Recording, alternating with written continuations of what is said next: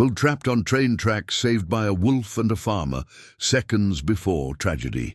If you're enjoying this story, please subscribe to our channel, leave a like, and comment telling us where you're listening from. The 4:30 freight train from Broken Hill to Port Augusta ran like clockwork every Tuesday and Thursday, carrying mineral ore across the vast South Australian outback. Driver Mick Peterson had been running this route for 12 years and knew every curve, every crossing, every kilometre of the journey by heart, which was why, when his headlamp picked up something large and white on the tracks 3 kilometres ahead, his stomach immediately dropped. He hit the brakes hard, the emergency whistle screaming into the late afternoon air. But Mick knew the physics of the situation. A fully loaded freight train travelling at 90 kilometres per hour needed over a kilometre to stop. Whatever was on those tracks had 3 minutes to live, maybe less. Through the windscreen, as the train continued its momentum-driven approach, Mick could see the shape more clearly now. A white bull, its pale hide stark against the red earth and rusted rails. And there was something wrong with it. The animal wasn't moving, wasn't trying to escape the approaching train. It was stuck somehow, its body twisted at an awkward angle across the tracks. 2 kilometres out now. Mick's hands were white-knuckled on the brake lever, his foot stamping uselessly on the dead man's pedal as if additional pressure could defy the laws of physics. The whistle continued its desperate wail, a sound that carried across the empty landscape, alerting no one because there was no one out here to hear it. Except there was someone. Jack Coleman had heard the whistle from his property, which bordered the rail line about half a kilometre south of where the bull was trapped. The sound made him look up from the fence he was repairing, and what he saw made him drop his tools and run. His prize-breeding bull, Atlas, a massive Charolais he'd paid $15,000 for just 6 months ago, was on the tracks. And from the continuous blast of the train whistle, something was very, very wrong. Jack was 53 years old. His knees were shot from decades of farm work, and he hadn't run properly in years. But fear and adrenaline pushed him forward, his boots pounding the hard-packed earth, his breath coming in ragged gasps. As he got closer, he could see what had happened. Atlas had somehow gotten his rear leg caught in the switching mechanism where a maintenance siding branched off from the main line. The bull's massive weight had triggered the switch, and now the metal mechanism had closed around his leg like a trap, 1 kilometre out. Jack could see the train now, could feel the vibration through the ground, could hear the shriek of metal on metal as Mick fought to slow the unstoppable machine. There was no time to be careful, no time to think. Jack reached Atlas and grabbed the bull's halter, trying to pull, trying to shift the animal's weight enough to free the trapped leg. Atlas, panicked and in pain, bellowed and thrashed, nearly knocking Jack down. The bull's free legs scrambled for purchase on the gravel and wooden sleepers, but every movement seemed to drive the trapped leg deeper into the mechanism. Jack's hands were bleeding from the halter rope, his shoulders screaming as he pulled with everything he had, but it wasn't enough. Atlas weighed over 900 kilograms. Jack weighed 85. The mathematics were hopeless. 700 meters. Jack could see Mick's face through the train's windscreen now, could see the driver's mouth open in a shout that was lost in the whistle's scream. 50 seconds, maybe 60, if Mick was lucky. Jack's mind raced through options. The switch mechanism was designed to be tamper-proof, to prevent unauthorized access. He'd need tools, specific tools, and even then, it would take minutes he didn't have. It was then that Jack became aware of a presence beside him. He looked up, expecting to see another farmer, a rail worker, anyone. Instead, he found himself face to face with a massive white wolf. The animal stood nearly waist-high, its pale grey fur so light it appeared almost silver in the afternoon sun. Its eyes, an unusual amber colour, fixed on Jack with an intelligence that seemed almost human. Jack had lived in the outback his entire life, and he'd never seen a wolf. Dingoes, yes. Wild dogs, certainly. But this was no dingo. This was something else entirely, something that shouldn't exist in Australia at all. For a moment, time seemed to freeze, the approaching train temporarily forgotten as man and wolf stared at each other. Then the wolf moved. It darted past Jack, not toward the bull's head or body, but directly to where Atlas's leg was trapped. The wolf's jaws closed around the metal switching lever, and it pulled. Its powerful neck muscles bunched and strained, and incredibly, the lever began to move. The mechanism was designed to resist horizontal pressure to prevent accidental triggering, but the wolf was pulling at an angle, upward and backward, applying force in a direction the designers had never anticipated. Jack understood immediately. He moved to Atlas's head, gripping the halter with renewed purpose. "Come on, mate. Work with me here. When I pull, you push. You hear me, Atlas? Push! 500 meters." The train's brakes were smoking now, sparks flying from the wheels. Mick had his hand on the emergency cutoff, ready to kill the engine entirely, though that would only gain them seconds at best. The wolf pulled again, its teeth grinding against the metal lever, and this time Jack felt Atlas shift slightly. The bull seemed to understand what was happening, seemed to recognize that these two unlikely allies were his only chance. Atlas planted his 3 free legs and pushed, his massive muscles bunching with effort. 300 meters. The ground was shaking now, pebbles jumping and dancing along the tracks. Jack's ears were filled with the sound of the whistle, the screaming brakes, and his own heartbeat pounding in his temples. He pulled on the halter with everything he had, his boots slipping on the gravel, his back straining. The wolf adjusted its grip, its jaws now clamped around a different part of the mechanism, and pulled again. Something in the switch assembly gave way with a metallic groan. Atlas felt it too, and with a desperate lunge, he wrenched his leg free. The sudden release sent both Jack and the bull stumbling backward, away from the tracks. 200 meters. Jack scrambled to his feet, grabbed Atlas's halter, and pulled the bull further from the rails. Atlas needed no encouragement. Despite his injured leg, the bull moved faster than Jack had ever seen him move, half limping, half running away from the approaching train. The wolf was still on the tracks. Jack turned back, shouting, "Get out of there! Move!" But the wolf seemed transfixed by the approaching train, standing in the center of the tracks as if it didn't understand the danger, or perhaps it was exhausted from its efforts, unable to move. Jack made a split-second decision that he'd later call the stupidest thing he'd ever done. He ran back toward the tracks. 100 meters. Mick could see everything now. The bull was clear, thank God, but the farmer was running back toward the tracks, toward something Mick couldn't quite see. Was the man insane?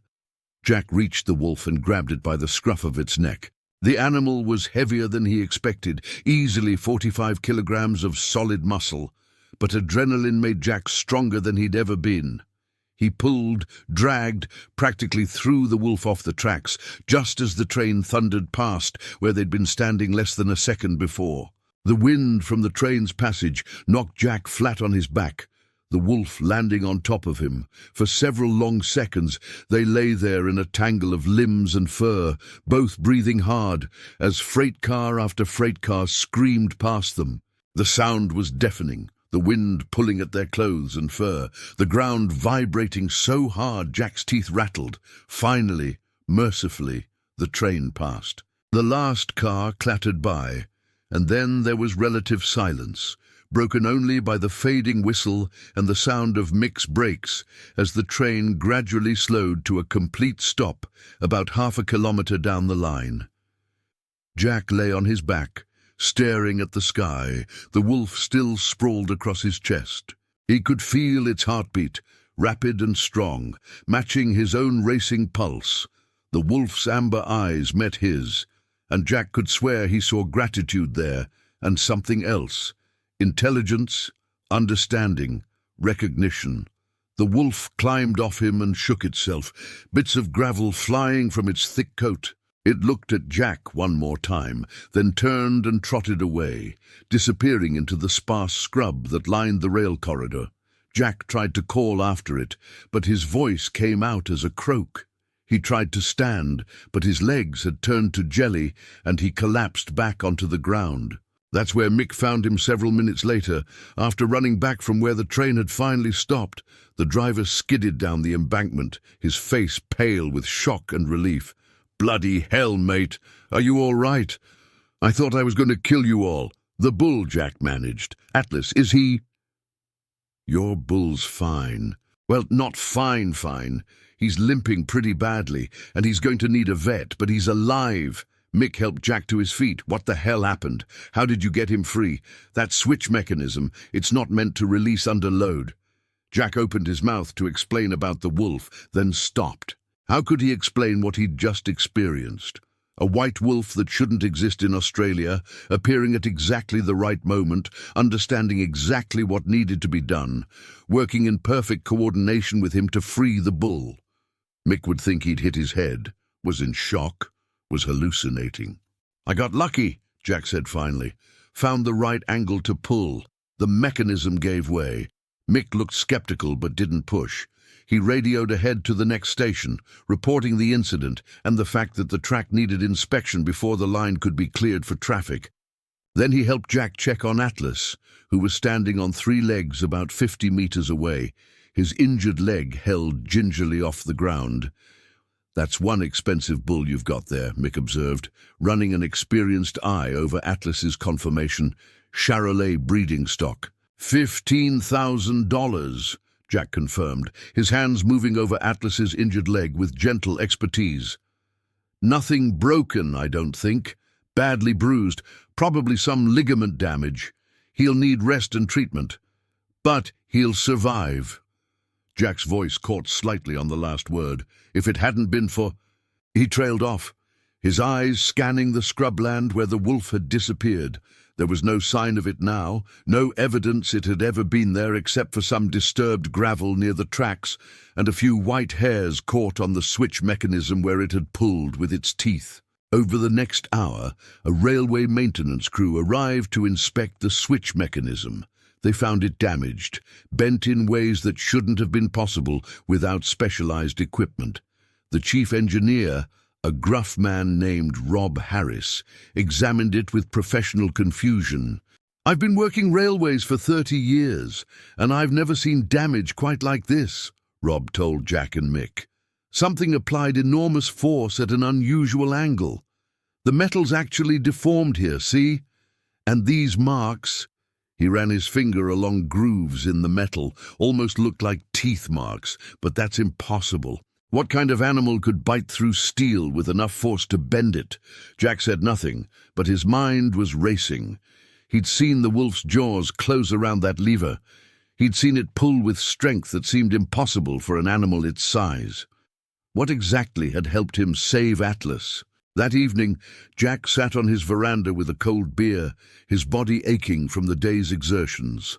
Atlas was in the barn, his leg bandaged and packed with ice, dosed with antibiotics and anti-inflammatories. The vet, Dr. Sarah Winters, had confirmed Jack's assessment. No breaks, but significant soft tissue damage that would take months to fully heal. Atlas would live, would likely even return to breeding condition, but it had been a near thing. Jack's wife, Margaret, brought him another beer and sat down beside him. "You going to tell me what really happened out there? Because the story you told the railway people doesn't quite add up." Jack looked at her, this woman who'd been his partner for 30 years, who knew him better than anyone. "You'll think I'm mad. Try me." So Jack told her everything. About the white wolf that appeared from nowhere, about how it understood exactly what needed to be done, about the impossible strength it displayed, pulling that lever, about the intelligence he'd seen in its eyes. Margaret listened without interrupting, her expression thoughtful rather than skeptical. When he finished, she was quiet for a long moment. Then she said, "Old Jim Kowalski told me a story once. Must be 15 years ago now. He was mustering cattle out near the Gawler Ranges when one of his dogs got bitten by a snake. King Brown, nasty piece of work. The dog went down hard, and Jim knew it was dying. He was trying to decide whether to put it out of its misery when a white wolf appeared, carried something in its mouth, some kind of plant. The wolf chewed it up and spat it onto the dog's wound.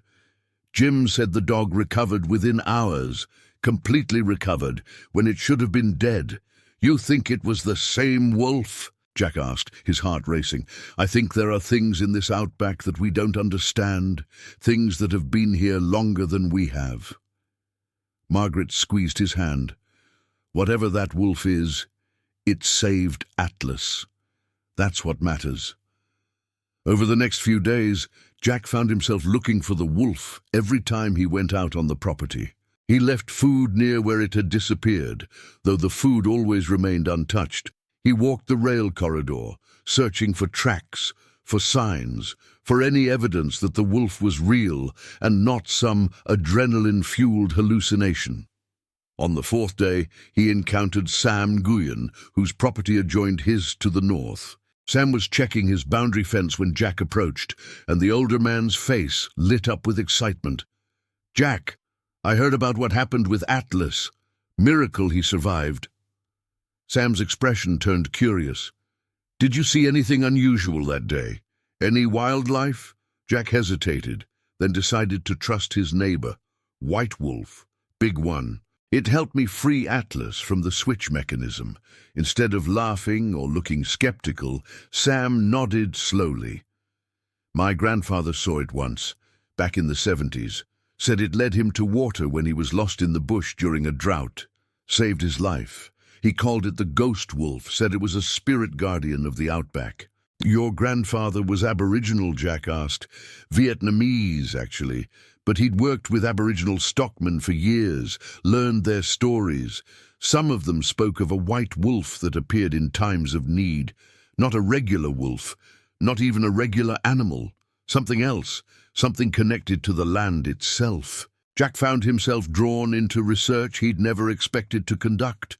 He spoke with local Aboriginal elders, learning about Dreamtime stories that mentioned white spirit animals. He searched online for reports of wolf sightings in Australia, finding scattered accounts going back decades. Most were dismissed as misidentified dingoes or feral dogs, but some descriptions matched what he'd seen perfectly. It was during this research that Jack discovered something interesting. The rail line where Atlas had been trapped ran through what had once been a significant Aboriginal trade route. The switch mechanism sat almost exactly where an ancient waterhole had existed before European settlement. Was it coincidence that the wolf had appeared at that specific location? 2 weeks after the incident, Jack was woken in the middle of the night by Atlas bellowing in the barn. He grabbed his torch and ran outside, fearing the worst. Had the bull's injury become infected? Was he in distress? What Jack found when he reached the barn made him stop dead. Atlas was standing, his injured leg on the ground for the first time since the accident, bearing weight without apparent pain. And sitting calmly in the barn's doorway was the white wolf. Jack approached slowly, his torch illuminating the wolf's pale fur. In the artificial light, he could see details he'd missed during the frantic rescue. The wolf's coat wasn't pure white, but had subtle grey and silver tones, like moonlight on water. Its eyes, that distinctive amber colour, tracked Jack's movement with obvious intelligence. "You came back," Jack said softly, feeling slightly foolish talking to an animal, but unable to help himself. "You wanted to check on him, didn't you?" "On Atlas." The wolf stood and moved into the barn, approaching Atlas with no fear. The massive bull, who normally didn't tolerate any canine near him, lowered his head in what looked like a greeting. The wolf circled Atlas once, sniffing at the bandaged leg, then sat back on its haunches and looked at Jack. Jack understood. The wolf wanted the bandage removed. It wanted to see the injury.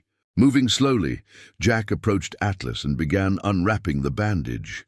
The bull stood perfectly still, as if he too understood this was important. When the bandage came away, Jack's breath caught.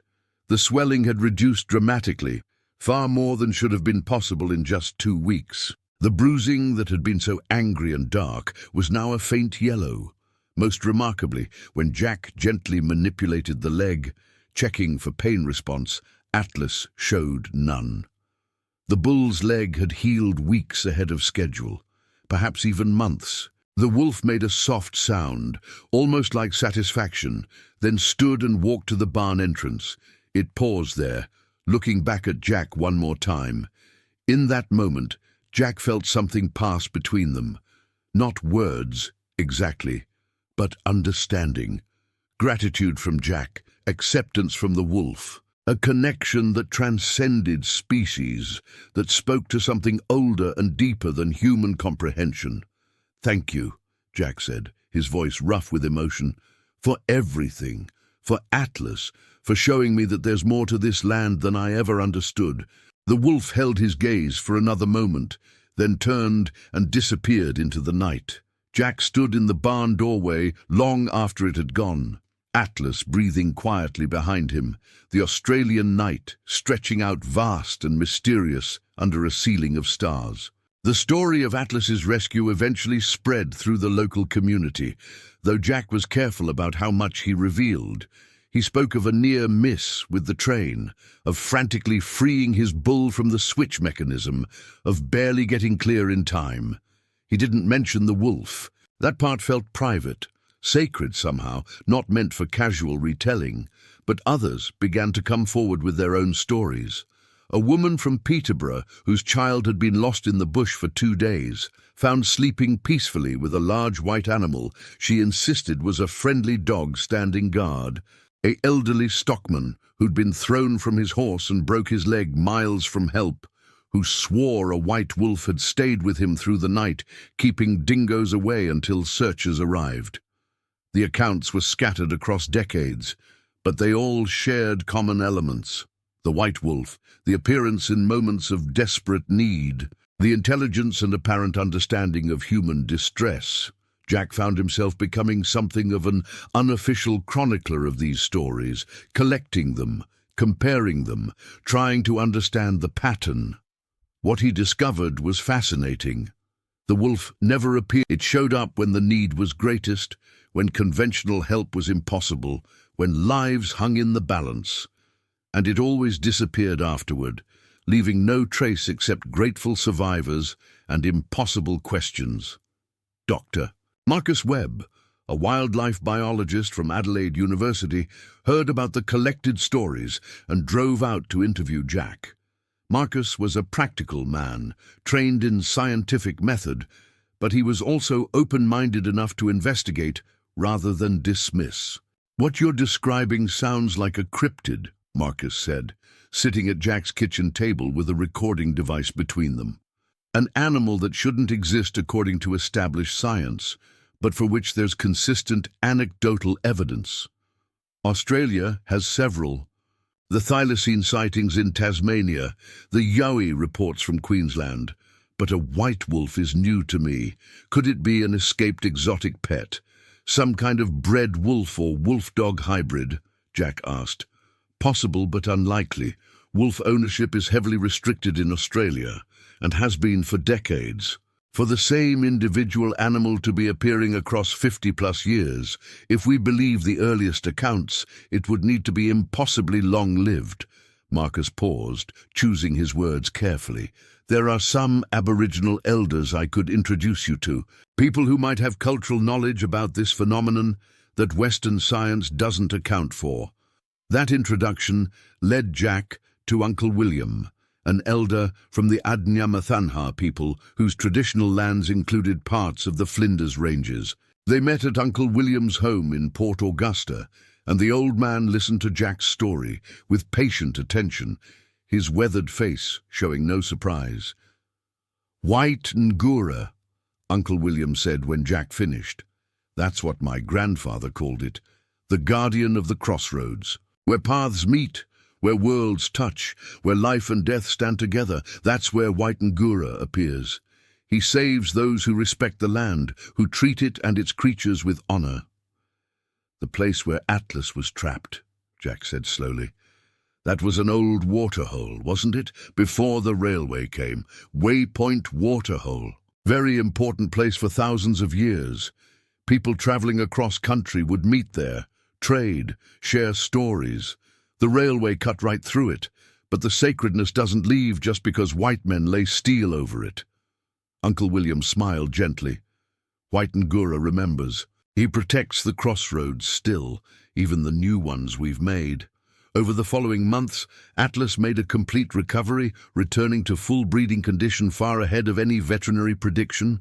Dr. Winters called it remarkable, but had no explanation beyond good genetics and excellent care. Jack knew better, but kept his own counsel. The white wolf appeared to Jack twice more over the next year. Once, when a bushfire threatened his property, the wolf appeared and seemed to lead him to a break in the fire line he hadn't known existed, allowing him to move his cattle to safety. Another time, when Margaret fell from a ladder and lay unconscious in the barn, Jack found the wolf sitting beside her and somehow knew to look there despite having been in a far paddock. Each encounter deepened Jack's understanding that he'd been touched by something extraordinary. Something that existed in the spaces between the known and unknown, between the practical world of farming and railways and the deeper, older world that still pulsed beneath Australia's red earth. Word of the Crossroads rescue, as it became known locally, reached Mick Peterson's boss at the railway company.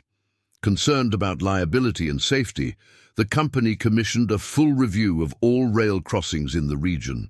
They upgraded fencing, installed warning systems, and redesigned several switch mechanisms to prevent animals from becoming trapped. Inadvertently, the near tragedy that almost claimed Atlas led to safety improvements that would prevent future incidents. Jack often thought about that. How one moment of crisis, one impossible rescue, had rippled outward in ways he could never have predicted. Lives saved, safety improved, communities drawn together by shared stories of wonder and mystery. The White Wolf had saved more than just Atlas. It had reminded an entire region that the land they lived on held secrets and stories deeper than any of them had imagined. 5 years after the rescue, Jack stood at the exact spot where Atlas had been trapped. The railway company had erected a small memorial there, though not to the incident. The plaque read, "Traditional Waypoint Waterhole, Sacred Site of the Adnyamathanha People."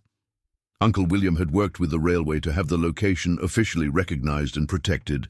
Jack came here sometimes, especially on clear nights when the stars blazed overhead, in patterns his ancestors could never have seen through European skies.